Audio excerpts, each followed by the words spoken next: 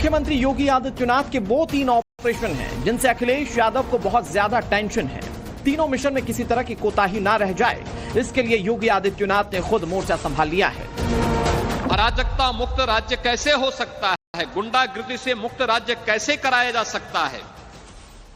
एक पक्ष यह हर व्यक्ति स्वीकार करता है कि हां सुधार हुआ है, व्यापक सुधार हुआ है, व्यापक परिवर्तन हुआ है। बुलडोजर का पंजा चला और अवैध मजार जमींदोज हो गए। ये श्रावस्ती में योगी प्रशासन का वो एक्शन है जो नेपाल बॉर्डर पर ऑपरेशन क्लीन का पार्ट है। हैया शाह बाबा की मजार के बड़े हिस्से को वन विभाग की जमीन पर अवैध तरीके से बनाया गया था। 200 सालों तक इस सच्चाई को सामने नहीं लाने दिया गया, मगर योगी के आदेश के बाद अवैध मदरसों पर गाज गिरना शुरू हुई तो मजार के कब्जेदारों को नोटिस जारी कर दिया गया। हालांकि किसी के कान पर जू नहीं रेंगी तो अतिक्रमण ढहना शुरू हो गया। पुलिस की टीम की मौजूदगी में 4 बुलडोजर्स लगाए गए। योगी का खौफ ऐसा कि कुशीनगर में मस्जिद कमेटी ने ही बुलडोजर मंगाया और उसे गढ़ैया मस्जिद के अवैध हिस्से पर चलवा दिया। ये देखकर हर कोई हैरान था कि मौके पर पुलिस भी नहीं, फिर अचानक बुलडोजर इफेक्ट क्यों? प्रशासन की सख्ती का असर ही है कि मस्जिद कमेटी ने हथौड़े से भी इसे तुड़वाने का काम किया। जिस गढ़ैया मस्जिद को बुलडोजर ने जमींदोज किया वो सरकारी जमीन पर बनाई गई थी। इससे पहले 2 बार हीला हवाली की कोशिश की गई। रामपुर में भी बुलडोजर चले और 1 दर्जन से ज्यादा अवैध दुकान और मकान देखते ही देखते खंडहर बन गए। जांच में सामने आया कि इन्हें श्रम विभाग की जमीन पर खड़ा किया गया था। इस कार्रवाई से पहले लाल निशान लगाकर इन्हें खाली करवा लिया गया था। 2025 के आखिर तक यूपी से अवैध मदरसे, मस्जिद और मजारों को क्लीन कर देना है, ये मुख्यमंत्री योगी आदित्यनाथ का संकल्प है। सबसे ज्यादा नेपाल बॉर्डर पर फोकस है। इसके अलावा यूपी में अगर कहीं भी ऐसी गड़बड़ी या शिकायत पाई जाती है तो जांच के बाद ऑपरेशन क्लीन स्टार्ट किया जाता है। योगी ने हाल ही में ऑपरेशन फुल स्टॉप भी चलाया है, जिसकी बहुत ज्यादा चर्चा हो रही है। ऑपरेशन फुल स्टॉप का मकसद उस नैरेटिव को ध्वस्त करना है जो बीजेपी नेताओं और ऑफिसर्स के बीच खाई के तौर पर है, और अखिलेश यादव ने इसे अपने हिसाब से मुद्दा बनाकर लपकना चाहा। ये हम एक पब्लिक यूटिलिटी चला रहे हैं, पब्लिक सर्विस चला रहे हैं, ये कोई बनिया की दुकान नहीं हम चला रहे हैं। खंबे एक्स्ट्रा खड़े हैं लगे हुए, रास्ता अवरुद्ध कर रहे हैं, उसमें लाइन नहीं है, उसमें कुछ नहीं है। टैगोर गार्डन में फालतू खंबे खड़े हैं, लाइन नहीं है, उन्हें हटवाने के लिए 4 बार कह दिया, 10 बार कह दिया, नहीं हट रहे। बीजेपी नेताओं की ऑफिसर्स से नाराजगी की ये तस्वीरें मुख्यमंत्री योगी आदित्यनाथ तक पहुंची तो उन्होंने इस विवाद को खत्म करने का फैसला किया। योगी सबसे पहले गोरखपुर पहुंचे, जहां पूरे मंडल के जनप्रतिनिधियों की बैठक बुलाई, जिसमें पूछा गया कि उनकी समस्याएं क्या हैं, किससे शिकायत है और सुधार क्या चाहिए। इसके बाद योगी ने कानपुर, चित्रकूट, अयोध्या, झांसी, देवीपाटन में बैठक की। वाराणसी और आजमगढ़ में भी योगी ने नेताओं की दिक्कतों को समझा। योगी आदित्यनाथ जहां जहां गए वहां सारी बातें नोट करते रहे, संवाद स्थापित किया तो सामंजस्य बनाने की अपील की। योगी आदित्यनाथ ने अफसरों को फाइलों पर तेजी से काम करने का आदेश दिया तो वहीं नेताओं को मतभेद बुलाने की बात कही। योगी आदित्यनाथ ये चाहते हैं कि साल 2027 के पहले अफसरों और नेताओं के बीच में तालमेल में कोई कमी न आए, जिससे जो विपक्ष का मंसूबा है उस पर पानी फिर जाए। मुख्यमंत्री योगी ने विकास के विजन को सामने रखा और टाइमलाइन सेट कर दी। हालांकि इसके लिए पहल उन्हीं की तरफ से की गई है। खुद योगी शिकायतें सुन रहे हैं और समाधान भी बता रहे हैं। जब स्वस्थ प्रतिस्पर्धा खड़ी होती है, पैर खींचने की नहीं, एक दूसरे को नीचा दिखाने की नहीं, बल्कि आगे बढ़ने की, हमें भी विकास में योगदान देना है। हमें भी कुछ करके दिखाना है। हमें भी अपने शहर का, अपने वार्ड का नाम कमा के दिखाना है। तब इस लक्ष्य को प्राप्त किया जाता है। और मैं गोरखपुर महानगर वासियों का इस बात के लिए भी धन्यवाद दूंगा कि उनके द्वारा लगातार विकास के कार्यों में एक सकारात्मक योगदान दिया गया। योगी आदित्यनाथ उत्तर प्रदेश के ऐसे मुख्यमंत्री बन गए हैं जिन्होंने सबसे ज्यादा दिनों तक नॉनस्टॉप कार्यकाल संभाला है। हालांकि वो इसे महज एक पायदान भर मानते हैं। योगी के जहन में अभी भी कई ऐसे रिकॉर्ड्स घूम रहे हैं। योगी अगर 2027 में चुनाव जीतकर शपथ लेते हैं तो लगातार ऐसा करने वाले उत्तर प्रदेश के पहले मुख्यमंत्री बन जाएंगे। योगी तीसरी बार सीएम पद की कुर्सी पर बैठते ही मायावती के बाद उस लिस्ट में दूसरे नंबर पर पहुंच जाएंगे जिन्होंने उत्तर प्रदेश के मुख्यमंत्री की शपथ ली है। कहा जा रहा है कि योगी की अगली मंजिल 2027 का चुनाव ही है और वो अखिलेश को किसी तरह का चांस नहीं देना चाहते। कोई रिकॉर्ड होता है जो काम न करे, काम न करने वाले का अगर कोई रिकॉर्ड कभी माना जाएगा तो उत्तर प्रदेश के मुख्यमंत्री होंगे। और दूसरे का काम अपना काम बनाना और डबल इंजन की सरकार। सोचिए, अभी तो दिल्ली वालों को ही नहीं पता है कि वो अंदर ही अंदर सुरंग खोद रहे हैं।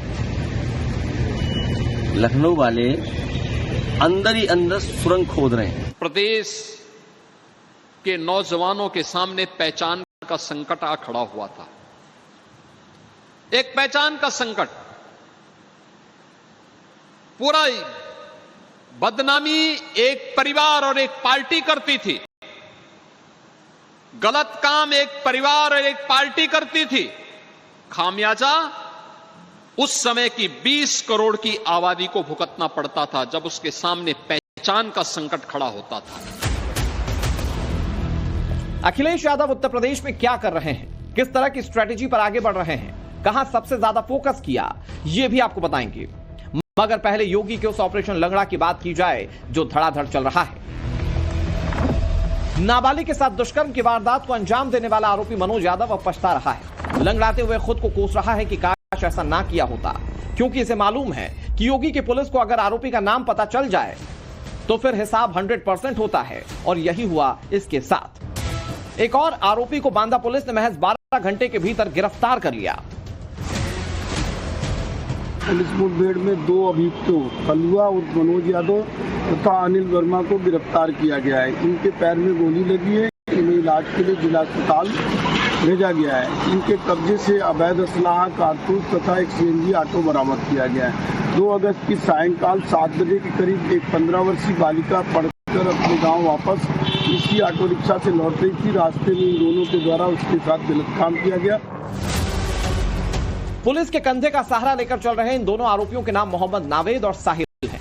इन्होंने सुल्तानपुर में गौ तस्करी के बाद पुलिस पर फायरिंग की जुर्रत की थी। अंजाम क्या हुआ, इन्हें अस्पताल पहुंचने के बाद पता चला। पुलिस और एसओजी की संयुक्त टीम ने तस्करों को हथियारों के साथ दबोच लिया।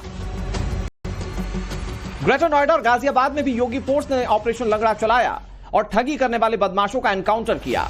ग्रेटर नोएडा में 10 लाख रुपए ठगने वाले गैंग का भंडाफोड़ किया गया, तो गाजियाबाद में सराफा व्यापारी से धोखाधड़ी करने वाले 2 आरोपी पकड़े गए। एक व्यक्ति ने पुलिस टीम के ऊपर जान से मारने की नीयत से फायर किया और जब पुलिस टीम ने जवाबी कार्रवाई में आत्मरक्षार्थ हेतु गोली चलाई तो उसमें से एक अभियुक्त अफसर के पैर में गोली लग गई और दूसरा अभियुक्त पकड़ा गया। और उनके पास से इस घटना में जो भी इन्होंने चोरी किया था 1,05,000 रुपए नकद और चांदी जितनी भी चोरी की गई थी वो सब बरामद हो गया। मथुरा में 15,000 के इनामी बदमाश को ऑपरेशन लंगड़ा के जरिए पकड़ लिया गया, तो कौशांबी में हत्या के आरोपी की तमाम कोशिशें फेल हो गईं। पुलिस ने मुठभेड़ के बाद 25,000 के इनामी को पकड़ा। सहारनपुर में तो गौ तस्कर की शामत आ गई। फहीम नाम के आरोपी को पुलिस ने तमंचे और जिंदा कारतूस के साथ पकड़ा। नागल पुलिस द्वारा जो है रेलवे पुल के आगे चेकिंग की जा रही थी, जहां पर 2 व्यक्ति जो है जिन्हें मोटरसाइकिल से आ रहे थे, जिनको रोकने का प्रयास किया गया तो उनके द्वारा पुलिस पार्टी पर फायर किया गया, जिस पर पुलिस पार्टी ने अपने आत्मरक्षा फायर किया तो एक व्यक्ति घायल हो गया, दूसरा मौके से भाग गया जिसकी तलाश की जा रही है। घायल व्यक्ति के नाम फहीम पुत्र याकूब निवासी नन्हेड़ा है, से इस कार्रवाई की जा रही है। ऑपरेशन लंगड़ा से कानून के पांव मजबूत हो रहे हैं, जबकि अपराधी थर-थर कांप रहे हैं। एक दिन भी ऐसा नहीं जाता जब पुलिस की गोली नहीं चलती और अपराधी रहम की भीख नहीं मांगते। कानपुर में तो एक रात में ही 3 जगह पर एनकाउंटर किया गया। बच्चा चोरी का आरोपी पुलिस की गोली से लंगड़ा हो गया। इधर ज्वेलर्स की दुकान में लूटपाट करने वाले एक और आरोपी को सोने चांदी के साथ धर दबोचा गया। 2 और लुटेरों को भी इस केस में गिरफ्तार किया गया है। जुआ खेलने की इनकी एक लत है और नशे का भी ये सेवन करते हैं। तो चूंकि इनके जो शौक है, इनके जो अपने जो इनकी बुरी आदतें हैं वो पूरा करने के लिए इनको लगा कि एक इजी माध्यम है कि किसी भी ऐसे राह चलते जो जिनके पास कैश हो और ज्वेलरी हो उनको पकड़ो, उनसे लूट करो और उसको बेच के फिर अपने शौक पूरे करो। तो ये शौक पूरा करने के लिए इन लोगों ने पूरी घटना कारित की है। मुजफ्फरनगर में 25,000 के इनामी बदमाश ने भागने की कोशिश की और पुलिस पर फायर कर दिया, लेकिन यह गलती उससे भारी पड़ गई। योगी फोर्स ने ताबड़तोड़ गोलियां चलाईं और टांग लंगड़ी हो गई। अपराधी की हिस्ट्री खंगाली गई तो पता चला कि इस पर 2 दर्जन से ज्यादा मुकदमे दर्ज हैं। जंगल की तरफ उतार दी और भागने लगा। पुलिस ने उसका पीछा करा, उसकी बाइक कुछ दूर चल के फिसल गई। फिसलने के उपरांत उसने पुलिस पर फायर शुरू कर दिए। पुलिस ने उसे सरेंडर करने के लिए चेताया, लेकिन उसने पुनः फायर करा। पुलिस ने भी आत्मरक्षार्थ गोली चलाई, जिसमें बदमाश परवीन उर्फ काकू घायल हुआ है। ये 25,000 रुपये का इनामी बदमाश है शामली से। इस पर 25,000 रुपये का इनाम है और इस पर तकरीबन 1.5 दर्जन से ज्यादा मुकदमे हत्या, लूट, डकैती से संबंधित आर्म्स एक्ट के सब दर्ज हैं। योगी चौतरफा एक्शन में है। इधर अखिलेश यादव भी उत्तर प्रदेश की सत्ता में वापसी के लिए पुरजोर कोशिश कर रहे हैं। आस उस पीडीए के समीकरण से लगाई जिसके जरिए लोकसभा चुनाव में समाजवादी पार्टी ने बड़ी लीड हासिल की थी। अखिलेश यादव ने पूर्वांचल पर सबसे बड़ा दांव खेलने की तैयारी की है और इसी के तहत आजमगढ़ में पीडीए भवन का उद्घाटन भी किया गया था। समाजवाद की नई पौध की स्ट्रेटजी के तहत सपा मुखिया 2027 में अपना भाग्य बदलना चाहते हैं। पूर्वांचल के करीब 20 जिलों की 120 सीटों के जरिए अखिलेश अपना वनवास खत्म करने का सपना देख रहे हैं। दिल्ली से संसद सत्र खत्म होने के बाद अखिलेश यादव जब पार्टी कार्यकर्ताओं के बीच होंगे तो बीजेपी वाला फॉर्मूला सबसे पहले अमल में लाएंगे। यानी जिन सीटों पर बीते 3 चुनाव में हार मिली वहां पर प्राइमरी फोकस होगा। बताया जा रहा है कि समाजवादी पार्टी ने 108 सीटों को टारगेट कर लिया है। इसके बाद उन सीटों पर जोर लगाया जा रहा है जहां मुस्लिम मतदाता तो ज्यादा हैं, लेकिन जीत नहीं मिली। हालांकि पिछड़ा, दलित और मुस्लिम वाले इसी प्लान को बीजेपी ने भी काउंटर करना शुरू कर दिया है। उत्तर प्रदेश का पिछड़ा वर्ग भारतीय जनता पार्टी के साथ है, अनुसूचित वर्ग भाजपा के साथ है, सामान्य वर्ग भाजपा के साथ है। ये त्रिवेणी भाजपा के साथ थी, भाजपा के साथ रहेगी और 2027 में 2017 दोहराएंगे। समाजवादी पार्टी को उत्तर प्रदेश की सत्ता में जो वापसी के लिए मुंगेरी लाल के हसीन सपने देख रहे हैं वो पूरे नहीं होंगे। अखिलेश ने उत्तर प्रदेश के लिए अपना मिशन 360 से ज्यादा सीटें बताई हैं, जबकि बीजेपी तीसरी बार सत्ता में रहने की फुल तैयारी में है और यह भी साफ है कि इसके लिए लड़ाई हिंदू वर्सेस मुस्लिम वोट के लिए होगी। अखिलेश ने अभी से एजेंडा फिक्स करना शुरू कर दिया है, जबकि योगी अपनी पिच पर डटे हुए हैं। जो राजनीति है ना भावनाओं से करने की, ये इमोशंस का इस्तेमाल करते हैं राजनीति में वोट के लिए। इनके लिए इमोशंस महत्वपूर्ण है। इमोशंस से सरकार चला रहे हैं, ये अर्थव्यवस्था से सरकार नहीं चला रहे हैं। इनसे पूछिए कि लाखों लाख लोग भारत छोड़ के जा रहे हैं, क्यों जा रहे हैं? लोग भाग गए पैसा लेकर के, बैंकें डुबा करके, किसान को कुछ दे नहीं रहे हैं, आप नौजवान को नौकरी नहीं दे रहे हैं। आने वाले समय के लिए हमें इससे भी बेहतर दिशा में आगे बढ़ना है, क्योंकि हर 10 साल के बाद पीढ़ी भी बदल जाती है। उस पीढ़ी का परिवर्तन जब होता है तो उस बदली हुई पीढ़ी के सामने वह नया प्रवेश दिखना चाहिए जिसका वो इंतजार कर रहा है। इसके लिए अपने आप को तैयार करना है। यूं तो 2027 में बहुत वक्त है। इससे पहले उत्तर प्रदेश में कई चैप्टर लिखे जाने हैं। योगी शिद्दत के साथ इस पर जुटे हुए हैं। ऑपरेशन क्लीन से लेकर ऑपरेशन लंगड़ा जिस तरह से विस्तार पा रहा है, बहुत मुमकिन है कि इसके विरोध में नए नए एक्सपेरिमेंट्स करने की कोशिश की जाएगी। Bureau report, times now, Navbharat. जिस कश्मीर में आतंकियों ने हिंदू मंदिरों को कभी नुकसान पहुंचा